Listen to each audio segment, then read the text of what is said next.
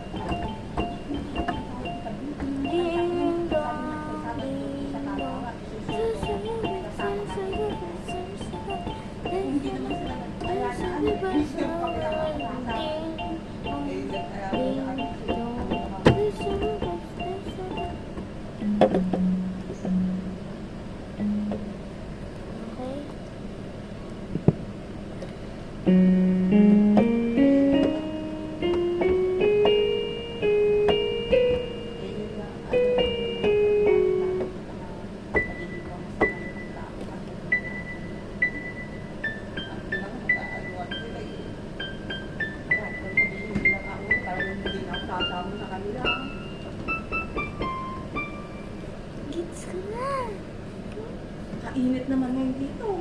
At singaw na electric fan. Saan? Dito kami sasala. Okay. Sabi ko baka dumating dito Melchor. Hindi.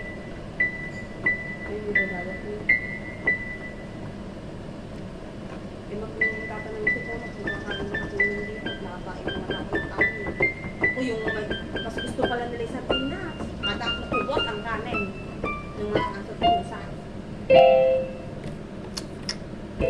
Kung nagutom ba kayo, kumain naman yung kahapon. Kung simot walang katira. May sunod tayong bago, guys. Walang alam nito. Dito na si Tito Melchor, no?